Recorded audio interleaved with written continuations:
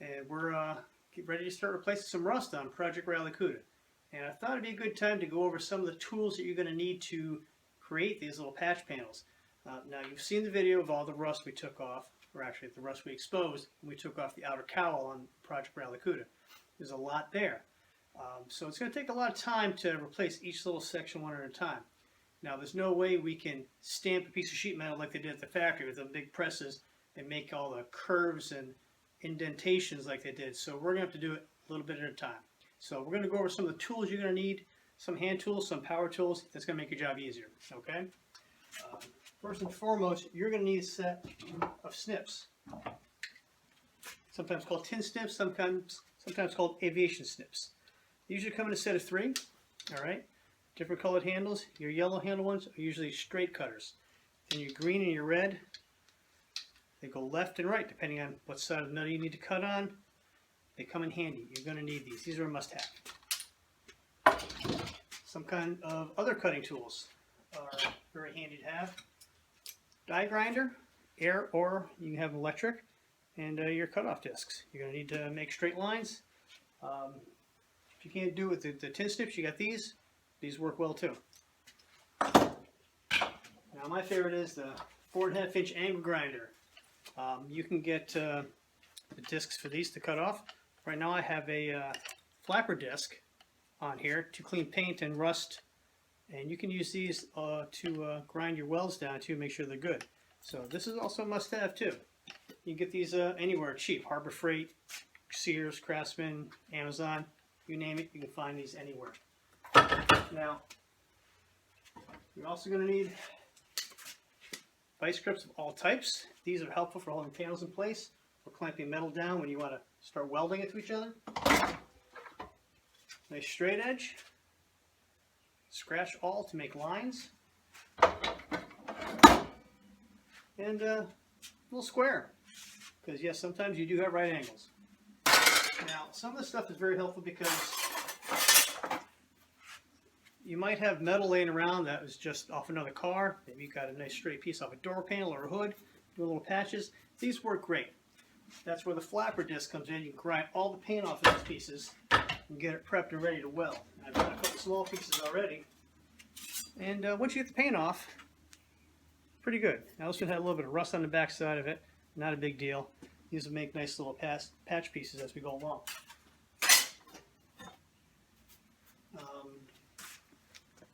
The other thing you're going to need is you need a dust mask, because when you're grinding this paint off, you don't want to breathe that stuff in.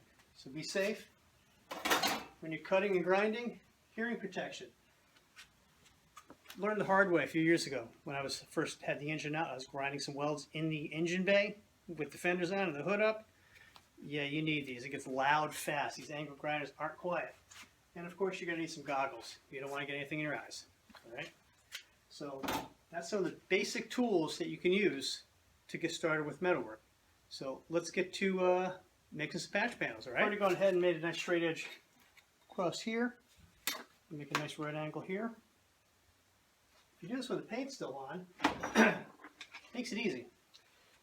But if you grind all the paint off first, what I like to do is, or if you get brand new metal, which is preferable, take yourself a black magic marker, draw it across the edge where your line's got to go, and then scratch it.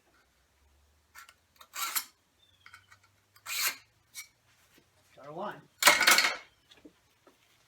When you're working with sheet metal like this, you definitely want to wear your gloves. You don't want to get a cut. You don't want to have to go get stitches. You don't want to have to explain to your wife where you got blood dripping all through the house. All right. If you've never used sheet metal shears before, like these, it's pretty basic. Just follow your line. Now, when using the straight cutters like this metal will curl down. So you got to keep it out of your way. And cutting a bigger hunk off like that, a little harder. The thinner it gets, the easier it starts to curl.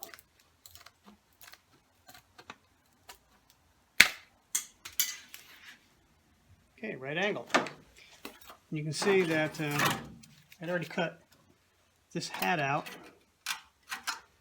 And I haven't actually cut the lip off yet. I'm just going to leave it in place for the time being.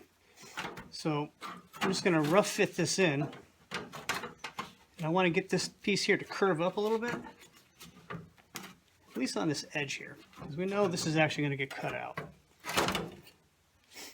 So to kind of get this to bend a little bit, we're going to get creative. Because we don't want to really try and form it with our hands too much. We can, but to make it a little easier, make the radius, I've mounted a piece of pipe in my bench vise. And we'll just kind of take a hammer and start to work it around.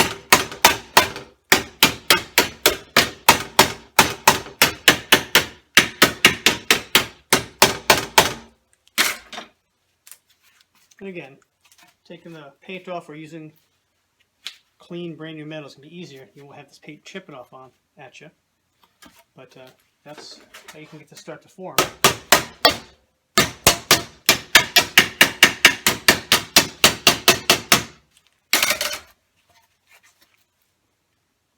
Let's go see how it fits.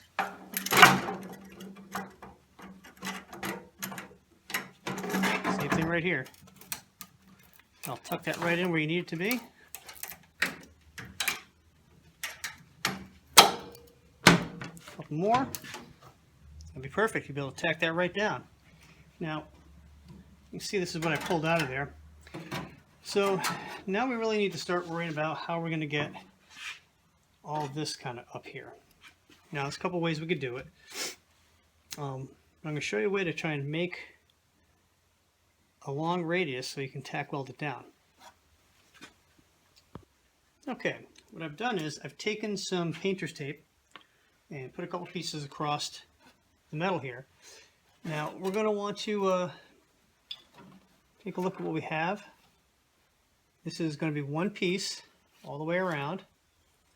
So what I'll do is I'm just going to draw a line along here because I know that's where the edge is. I'll draw a line along here as well. What I'll do is take a razor knife or a razor blade and I'll cut these pieces and I'll take this tape and I'll lay it flat on another piece of sheet metal. Okay, we'll go ahead and trim this off a little bit. So we'll take the tape off here.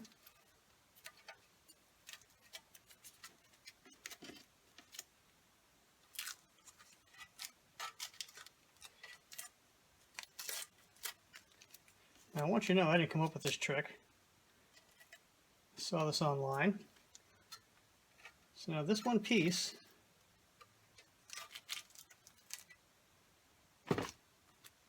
looks like that. So we're going to cut a piece out flat, and then we're going to be able to curve it back to our shape and tack weld it. So this piece isn't quite as long as I want it to be, but we're going to use it anyway so you get the point. So I lay it on there, again with the Sharpie. I'm going to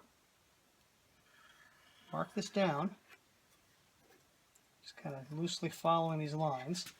So what's nice is that when you're welding, you're just going to tack to begin with, and you're going to fill in any of the gaps as you go. You do your stitch welding, a little here, a little there. Okay, once you get that set, you can remove the tape. Now you can cut. Alright, I wasn't going to bore you with how to use the snips again, but since this is something that we were going to bend anyway, we use the handheld snips. Yeah, it curves the metal a little bit. That's okay. That's kind of what we want. We want to be able to bend this around now. Also helps to mark the top of where everything's going to go. So we know that this is the direction it went, right? This is our piece, and it's bent the wrong way, so we've got to bend it around. That's where the pipe comes in.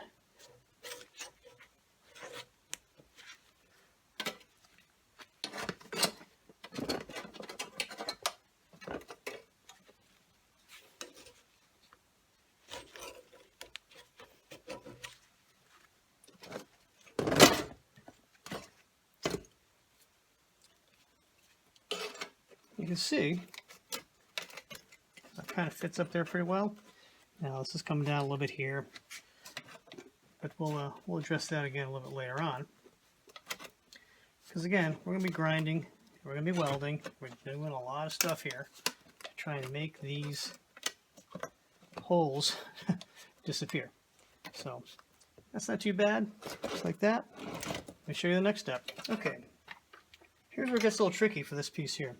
I've gone and measured along the front edge and the side edge here where the lip still exists, because this piece came out of right here. And we know our new piece is going to come in right about here somewhere, right? And we know on the old piece we cut, it's going to kind of flatten out a little bit. So we're going to want to cut this out at some point over here. Now we're going to determine pretty much where.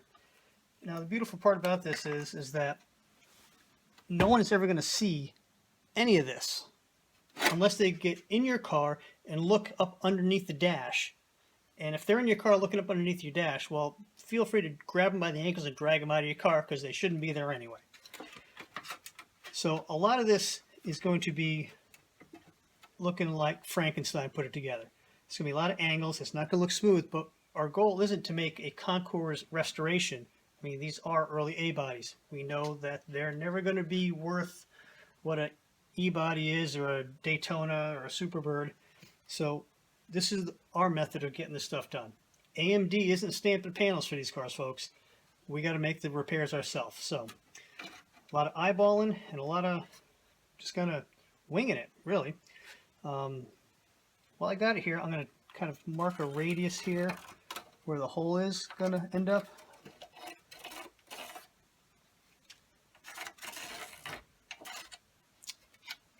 And I'm guessing that what I'm going to be able to do is take this hat off of here. It's rotted all the way around. I might be able to salvage it and tack weld it back down. And if not, well then we'll have to go to plan B on that. So I'm going to rough this out a little further back here, because right in this area here it gets flat. Over here it starts coming up, so mark a little line here. And we know where that line is there. All right, time for a little more cutting. Now, when I showed you the sets of snips earlier, you were thinking, okay, left, right, straight. Why? Well, we're cutting a hole here, and we're going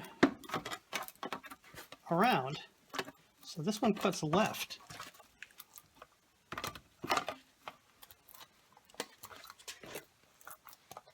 Makes it a little easier to come around that circle. Okay, got the circle cut out, and we know we're not going to need some of this metal here. And I've gone ahead and laid out where I want to keep this extra corner right where it is. Now I've also put a little cut here, so I'm going to fold this up so we can get a little bit more metal coming up. Now to do this, there's a couple different ways. They make panel flangers that are like pliers. They have a big wide flange on them for doing sheet metal work. Well, I don't have those, so we're going to use pliers and the vise. Okay, I've put that right on the line in my vise. So this is where I want the bend to go. I'm going to want this to go up. So I can start with some channel locks, a little offset. Just slowly start to bend this over. Just get it going a little bit.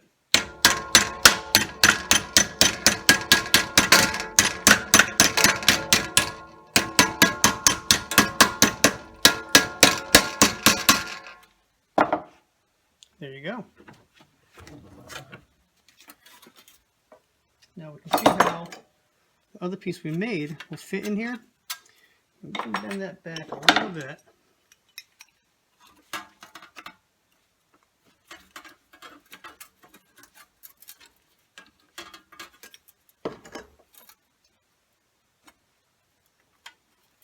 See how that piece will fit in there a little bit better now. Have something to attach to on this side as we start to go up with the hat. Okay, well, I've broken out my welding table here. This also doubles as my transmission jack support for my floor jack. But it makes a great place to put my negative lead for the welder. I've gone ahead and cut out a little bit more here. Let me take this off and show you. Cut a little more down here, and I didn't cut too much over here where this fits in, because when we're all done, take a hammer and dolly, we can kind of pound this up a little bit, get a little form to that. So let me just show you really quick.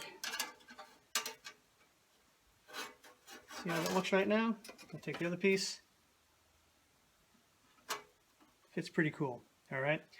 So another time when we're done doing this tutorial, I'll sandblast this, cut the hat out, see what's left, and see if I can't bring this over and then tack weld this in place. We can kind of work off of that. So we've got a couple of pieces here roughed out. I put that there to make a nice ground. All right, got this clamp here, so this grounds pretty well to the welding table. Got my negative lead for the welder in place, and got a small pair of vice grips. Okay, that's better. All right, now obviously you're going to want to have your welder ready to go. You're going to want to have your fire extinguisher nearby, and you are going to want to be using your welding helmet. Another thing, when you're welding metal like this, with the paint on it, you want to not breathe the fumes. If you can wear a respirator or something, you probably should. Make sure there are no extra oils on here.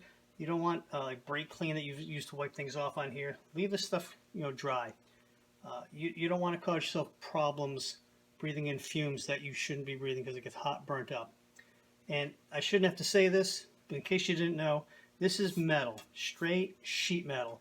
Whether you buy it new, whether you use it from an old car that you salvage a piece from, never, ever, ever use galvanized or coated sheet metal and try and weld it. You will get sick. You will give yourself problems. Just don't do it. If you have galvanized laying around, do not weld it. Okay, on that happy note, we're going to do a few tack welds.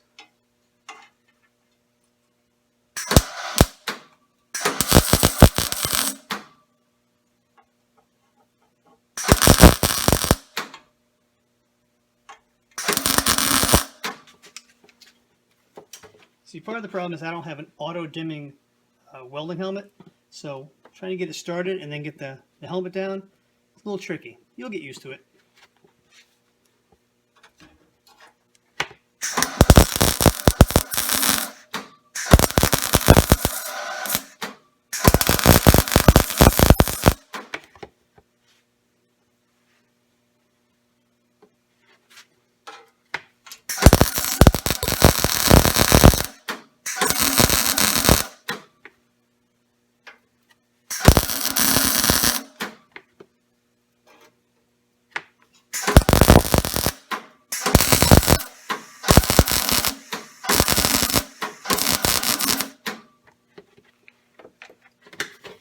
Okay, you notice that last one I kind of hit it a little bit, let it go, hit it a little bit, let it go, hit it a little bit. It's because there's a little bit of gap there.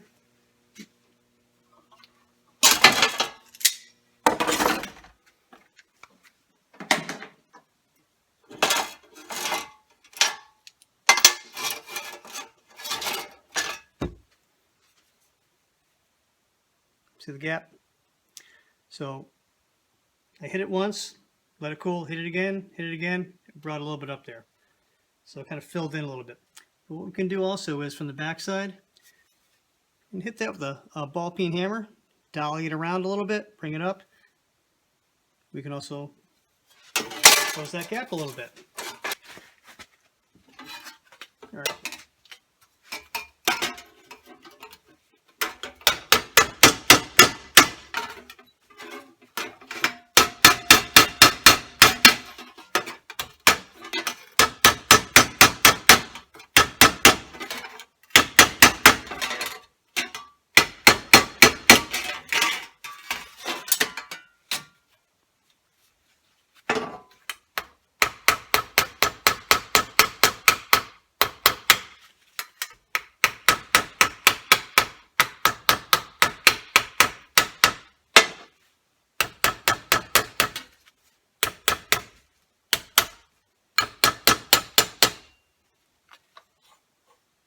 Okay, that actually worked out pretty good.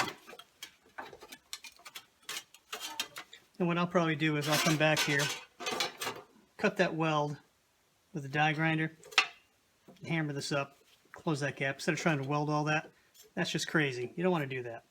So I just showed you that because some people would do that and take their time, waste metal, wire, waste gas, and try and close that gap. Take a little extra time, a little hammer. Okay, come back to the car. Just use the vice grips to hold it in place. You can see how we're starting to build this out. And you can take a little time here and do your hammering from the back side, since you have access to it now with all the dash out. You can see how this is going to work.